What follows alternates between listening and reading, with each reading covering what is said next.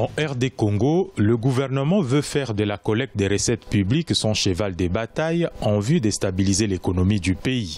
Faisant partie de 28 mesures économiques initiées par le chef de l'État Joseph Kabila, la collecte des recettes est considérée comme une urgence.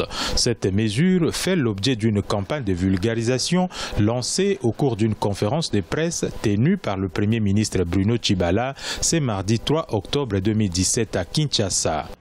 Il fallait donc étudier et proposer des actions urgentes et concrètes à mettre en œuvre pour lutter efficacement contre la corruption, la fraude fiscale et douanière en vue d'améliorer la collecte des recettes publiques et renflouer ainsi les caisses de l'État. Il est difficile, reconnaissent les autorités du pays, de booster les recettes publiques sans une action punitive contre les auteurs de la corruption qui, par ailleurs, bénéficient d'un régime d'impunité. Selon le gouvernement, plusieurs contentieux accusant certains fonctionnaires de l'État et opérateurs économiques sont portés en justice. Ce qui est important de relever, c'est la place que prend la justice par rapport au traitement de ce contentieux.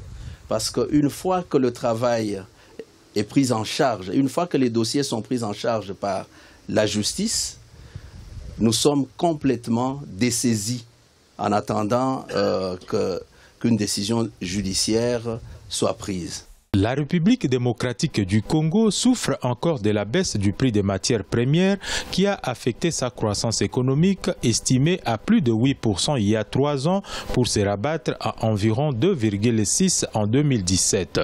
Bien que ses principaux produits à l'exportation, à savoir le cuivre et le cobalt, connaissent une montée des prix, soit environ 6,470 $ la tonne du cuivre et 65 121 $ pour le cobalt, plusieurs investisseurs hésitent encore à revenir.